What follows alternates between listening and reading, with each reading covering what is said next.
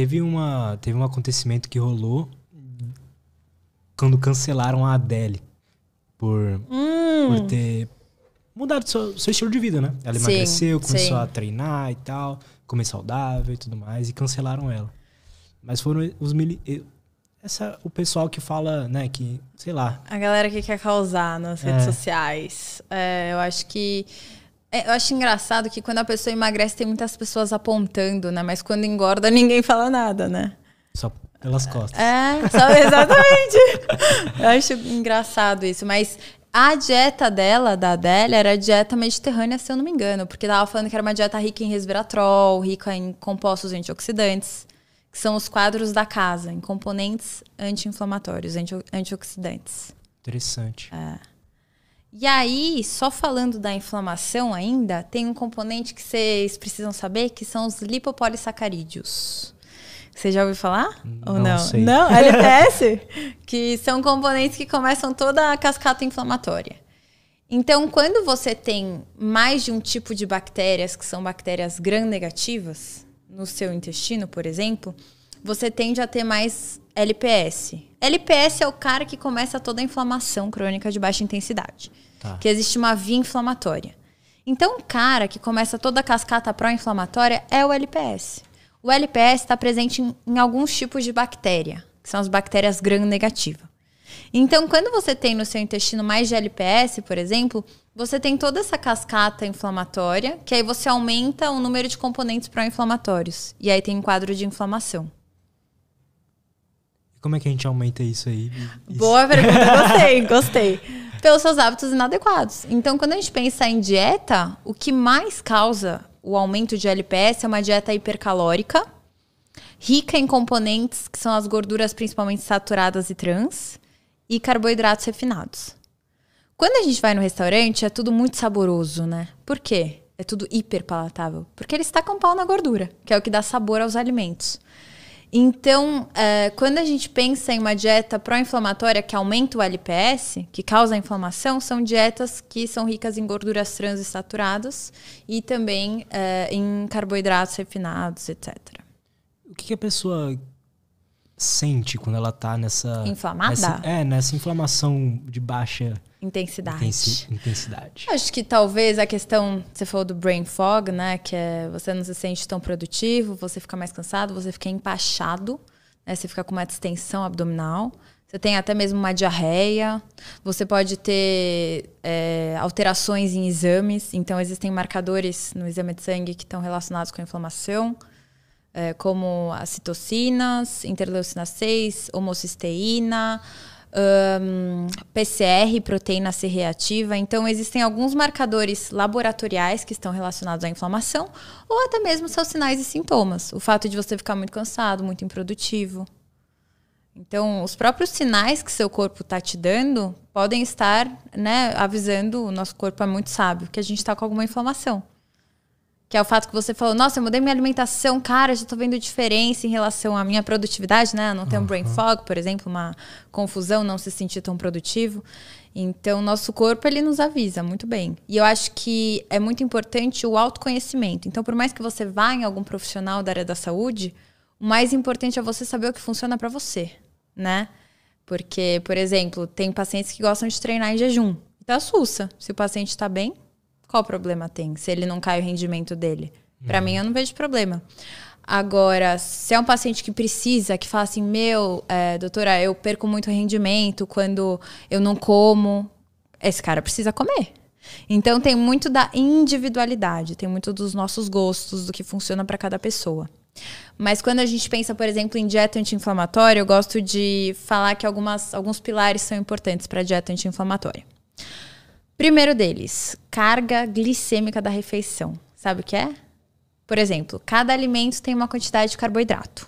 Então, por exemplo, uma banana tem uma quantidade de carboidrato, uma tapioca tem uma quantidade de carboidrato, um ovo tem uma quantidade de carboidrato, que é o índice glicêmico. Índice glicêmico é o quanto de carboidrato tem, mais ou menos isso. A soma dos índices glicêmicos em uma refeição é a carga glicêmica. Então, por exemplo, se eu te desse só uma banana, ou se eu te desse uma banana com ovo, a carga glicêmica é totalmente diferente. Comer só banana pode não ser tão saudável assim. Agora, se você comer a banana com ovo, vai baixar a carga glicêmica, porque o ovo tem proteína, fibra, outras coisas. Ou seja, nunca comer só um carboidrato. Então, por exemplo, quando meu paciente quer comer um chocolate, eu sempre falo assim, comer depois de uma refeição grande. Depois de um almoço ou jantar. Uma refeição que vai ter fibras, gorduras boas, proteínas, e nunca só o chocolate. Só o chocolate você dá um pico glicêmico, que é inflamatório. E não sacia. Aquela velha frase que a sua amiga fala, ai, comi uma maçã, fiquei com mais fome. Né? Porque não tem fibra direito numa quantidade suficiente, não tem proteína, não tem tanta gordura assim para poder dar uma saciada. Então, o primeiro pilar da dieta anti-inflamatória é a carga glicêmica. Em outras palavras, é a quantidade de carboidrato que tem na refeição. Você nunca pode comer só carboidratos. Sempre coma junto proteína, ou fibra, ou gorduras boas. Pra mim, esse é um dos principais. Ou seja, se a pessoa come um café da manhã, pão com manteiga... Aí é o fim da picada, né? Cadê a proteína? Eu sempre falo, cadê a proteína? Não é o que mais falta nas dietas, a proteína. E é quem mais sacia. E é quem mais tira a vontade de doce, é quem mais faz com que você, junto com um exercício resistido, aumente a quantidade de massa muscular. E é o que menos pode virar em excesso, quando consumido em excesso, gordura de fato no corpo. É muito interessante isso de carga glicêmica. Carga glicêmica, Pra mim é o mais importante da dieta. Então, a forma com que você combina suas refeições é muito importante, né? Você comer uma tapioca com banana, super pico glicêmico. Agora, se você colocar um ovo, ele faz isso todo dia. Pior que não, como frango e batata doce. Oh, meu Deus. Sério? Caramba. E como chama aquele outro legume lá? Abobrinha. É bom. Nossa, já tá acostumado. Outra coisa que eu acho importante da dieta anti-inflamatória. Monotonia alimentar. Você não variar a sua alimentação. Então, existe um teste de sensibilidade alimentar, que ele não é padrão ouro, tão maravilhoso, mas é um teste de sensibilidade alimentar, IgG, que ele avalia os alimentos que você é sensível. Então, se eu faço assim, Lutz, fala aí os 20 alimentos que você mais come. Com certeza, 10 desses 20 você tende a ter uma sensibilidade aumentada. Então, você entregar todos os dias os mesmos alimentos para o seu organismo não é tão saudável assim. Por isso é importante você variar a sua alimentação. Então, quando eu coloco na dieta para os meus pacientes, opção 1, 2, 3, 4, 5, 6, eu quero que eles façam todas. Entendi. Para variar e não cair na monotonia alimentar. Além do fato de que, quando você varia, você entrega mais nutrientes para o seu organismo. Eu gosto de comer a mesma... me corrija se eu estiver errado. Sim, eu gosto de comer a mesma prático. coisa porque é prático. Eu sei. Tira a ansiedade, sei lá. Entendi. Já tá no automático. Eu deixo as marmitas tudo pronto. Você mora sozinho? Moro. Então é mais prático, eu sei. Mas você tem que tentar variar. É importante. Legal. Fica a dica. Legal. De verdade. E, bom, outro ponto que eu acho que é importante é razão ômega 6, ômega 3. Quando a gente pensa em componentes, os principais componentes mais anti-inflamatórios são gorduras insaturadas ômega 3. Então, por exemplo, a maioria das pessoas já deve ter ouvido falar no suplemento ômega 3, né, que previne, aí, em muitos casos, doenças, pode abaixar a incidência de você vir a ter uma doença cardiovascular. Então, por exemplo, quando você consome mais gorduras boas, insaturadas, mais gorduras anti-inflamatórias e menos gorduras pró-inflamatórias, você acaba sendo uma pessoa mais saudável. E existe como eu posso dizer, um parâmetro que eles utilizam para ver a qualidade da dieta, que é essa razão ômega 6, ômega 3. Então, quando você consome muitas gorduras pró-inflamatórias e menos gorduras anti-inflamatórias, seu padrão alimentar não é tão saudável assim. Eles meio que colocam nesses parâmetros, Entendi. né? Então, por exemplo, a população ocidental, que é a população que come uma dieta mais trash, a dieta ocidental, é uma galera que consome essa razão ômega 6, ômega 3 muito alta. Ao passo que o que é saudável, que o que é recomendado pela Organização Mundial da Saúde, as recomendações nutricionais, as DRIs que a gente chama, não, é uma razão menor, né? Consumir mais alimentos ômega 3 e menos alimentos ômega 6. Entendeu? Nosso padrão alimentar, assim, do brasileiro, do dia a dia, é muito errado, então? Você quer dizer padrão alimentar do brasileiro, o que exatamente? Um padrão alimentar com fast food? Pode falar. Eu vou imaginar aqui a rotina de uma pessoa. Tá, ela sai pra trabalhar, aí antes de trabalhar, ela come um pão com manteiga, um café preto. Sei lá, é bem comum isso, até onde eu sei. Sim, sim. Aí, sei lá, na hora do almoço come um PF, de tarde come uma bolacha e à noite janta, sei lá, um macarrão com molho. É bem inadequado esse padrão. O melhor padrão, obviamente, é um padrão que às vezes é muito irreal, né? Porque eu acho que se a gente se basear só com o mais saudável, né? Você nem tem que morar em São Paulo, né? Para começo de conversa. Você tem que comer orgânicos full day, né? Eu acho que a gente tem que entender que dá para fazer opções melhores e que consumir, por exemplo, pão com a manteiga, só isso, né? Gordura, manteiga é gordura saturada, assim como óleo de coco, que não é saudável, o ômega 6, pró-inflamatório. E o pão, que às vezes nem vai ter tantas, né, fibras assim. Você junta os dois, vai dar uma explosão de sabor, uma hiperpalatabilidade, mas um aumento de LPS, um aumento de inflamação, entendeu? Entendo. Então, sempre consumir mais, claro, frutas, legumes e verduras, proteínas boas. Seria uma dieta mais recomendada quando comparado com essa que você falou, por exemplo. Interessante. Tem muita diferença alimentos orgânicos, uma fruta, por exemplo, orgânica para uma fruta normal, sei lá? Tem. Infelizmente tem. Eu acho que... Só que, por outro lado, é importante ter, né, agrotóxicos até pensando na produção em si, mas não é uma coisa saudável, né? Você está ingerindo mais componentes que vai aumentar a quantidade de radicais livres no seu organismo. Então, a gente tem meio que uma balança, né? Onde, de um lado, uma gangorra, na realidade, de um lado a gente tem os antioxidantes, que são originados de frutas, legumes e verduras, por exemplo. E de outro lado, a gente tem os radicais livres. A partir do momento que você começa a ingerir mais agrotóxicos, componentes pró-inflamatórios, você aumenta os radicais livres. E se você não tiver uma boa demanda de antioxidante, aí temos um problema. Aí você pode vir a desencadear a longo prazo, né, uma inflamação crônica de longa duração, alguma outra doença. Entendeu? Mas eu acho que também a gente tem que saber, ter o conhecimento do que é saudável ou não e também levar para a vida real. Porque, por exemplo, se você pensar num frango grelhado, o pretinho do grelhado é extremamente pró-oxidante e pró-inflamatório. Sério? Chama AIDS, Produtos Finais da Glicação Avançada, Lutz. Então, consumir muitos dos AIDS, você aumenta os radicais livres do seu organismo, que não é saudável a longo prazo. Isso daqui, ó, também não é tão saudável assim, o plástico. Mas, claro, a gente também tem que pensar na vida real, sabe? Senão você vai ficar muito bitolado. E aí você vai ficar, sei lá, ansioso daqui a pouco. E também não é legal, entendeu? Então, ter o conhecimento e, quando possível, fazer as melhores escolhas, melhor. Dentro do que é palpável, né? A microbiota intestinal, ela tem... Qual que é a relação dela com tudo isso? Porque eu ouço muito dos neurocientistas, dos psicólogos e tal, que tá saindo muita pesquisa sobre isso, mas eu nunca entendi direito exatamente qual que é a relação dela com todos esses sistemas. Tá, vamos lá. Nossos órgãos estão se conversando full time, né? Então existe sempre uma conversa entre todos os nossos órgãos. Por isso que é importante cuidarmos de todos eles. Então, por exemplo, se você tá com a microbiota, que eu já vou falar o que é, em desequilíbrio, você envia um sinal para o cérebro via nervo vago, quem faz toda a comunicação, é o fio de toda, né, essa comunicação, para o cérebro, e aí pode meio que gerar alguma inflamação em nível cerebral. Então, existe essa comunicação eixo intestino-cérebro, por exemplo, eixo intestino-pele. Quando minhas pacientes estão com acne, a primeira pergunta que eu faço é: como é que está seu intestino?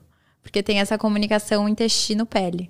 Então, se você está com um quadro de desequilíbrio intestinal, quando você tem aumento do LPS, que é o cara que eu falei, que está no intestino, que gera toda a inflamação, você pode vir a desencadear outras doenças em outras regiões. Já tem muitos estudos associando a disbiose, que é o desequilíbrio entre bactérias boas e ruins, onde tem mais bactérias ruins e menos boas. Disbiose, desequilíbrio intestinal. Relacionando a doenças neurais. Então, quando você tem um desequilíbrio intestinal, você pode ter um aumento de vir a ter alguma doença neural. Relacionado à psoríase, né? A acne. Então, por exemplo, eu, ano passado, no final dos 2 semestres, estava super estressada, com muita diarreia. E comecei a ter muitas irritações na pele. Então, há uma conversa sempre entre todos os nossos órgãos. A microbiota, ela começou a ser estudada no projeto Microbioma Humano, que é uma extensão do projeto Genoma Humano. O projeto Genoma Humano, ele terminou mais ou menos em 2003. E é um projeto onde foi-se, né, determinado todo o nosso genótipo, um projeto gigantesco. Que aí surgiu testes genéticos, etc. E aí, dando continuidade ao projeto Genoma Humano, tem-se o projeto Microbioma Humano. Que você não é o que você come, você é o que você hospeda. Então, a gente começou a perceber que a gente tem muitos bichinhos no nosso organismo. A gente tem microbiota em várias regiões do nosso corpo. E, de acordo com o quão saudável você é, o quão saudável você não é, de acordo com as suas especificidades, você tende a ter um tipo de microbiota específico. Então, eles começaram a perceber que existe uma assinatura de microbiota para determinada doença. Então, por exemplo, pessoas que estão obesas tendem a ter mais proteobactérias, que são os bichinhos lá. Então, de acordo com o estado que você tá e a fase de vida que você tá, você tende a ter uma microbiota específica. Quando você está envelhecendo, você tende a ter uma microbiota mais em desbiose também. Pessoas que têm Alzheimer, que é uma desordem neural, né? Você tende a ter mais diarreia, mais uma inflamação intestinal. Então, tem essa associação, exatamente. Que é né, o intestino tem falado que é o segundo cérebro. E eu acho que para você ter noção, o intestino delgado mais o intestino grosso, se a gente colocá-los, né, numa superfície plana, a área disso é de uma área de tênis, né, que são 250 metros quadrados. Então, é uma região, assim, gigantesca. E acontecem muitas coisas no intestino. Então, é uma ópera, assim, entre todos, né, os nossos micro-organismos, tem diferentes tipos de filos, espécies. E nesse projeto Microbioma Humano que eles detectaram todos. Foi feito nos Estados Unidos, terminou mais ou menos em 2016. E aí, depois desse projeto, onde eles identificaram todos os bichinhos, vamos dizer assim, né, deu-se continuidade a outras pesquisas. Então, eles começaram a perceber que existem diferentes microbiotas em cada região do seu corpo, existem diferentes microbiotas de acordo com o estado de saúde que você está, e mais, eles começaram a perceber que, por exemplo, estudos na China de microbiota versus estudos no Brasil, o perfil microbiano é totalmente diferente. Então, de acordo com a região que você está, também muda. Então, é muito complexo. Por isso que existem essas especificidades de estudo, né? Então, para você ter noção, a nossa microbiota, do período que a gente está na barriga da nossa mãe até os 2, 3 anos de idade, ela tende a se estabilizar, mas não é bem por aí. Então, ela meio que é formada até os 2 anos de idade, aí depois ela sofre variações de acordo com o estado de saúde que você tá, e com a fase que você tá, e com a idade que você tá. Quando você tá, por exemplo, ansioso, né? Eu sou uma pessoa que tem síndrome do intestino irritável, por exemplo. Se eu tô ansiosa, eu tenho diarreia. Então, eu lembro que no começo do mestrado, meu orientador marcava a reunião comigo, eu tinha diarreia o dia inteiro, entendeu? Uhum. Porque, querendo ou não, quando você tá muito ansioso, você manda sinal pro seu intestino via nervo vago, né? A conversa que a gente tem entre os órgãos, de que não tá tudo tão bem assim, e aí você tem uma inflamação intestinal. Que aí você tem uma diarreia, enfim, né? Do mesmo jeito que isso acontece, o intestino também manda sinais e te deixa ansioso. Sim. Sim. Tem as barreiras, né? Então, tem a barreira intestinal e a barreira hematoencefálica. A intestinal está no intestino e a hematoencefálica está no seu cérebro. Então, a partir do momento que você tem uma inflamação, começa a passar, né? Essa barreira, ela começa a ficar permeável, que a gente chama. Como se fosse, né? Uma barreira permeável, uma peneira que está passando conteúdo pró-inflamatório, que inflama. E quem que inicia tudo isso? O LPS, que foi o que eu te falei. Que é o cara que começa. O cara que começa a bagaça, entendeu? E tem essa conversa full time, full day, por isso que o que você pensa é muito importante, a forma com que você lida, né, com as coisas da sua vida, com as coisas da dieta é muito importante. É muito mais complexo do que a gente imagina.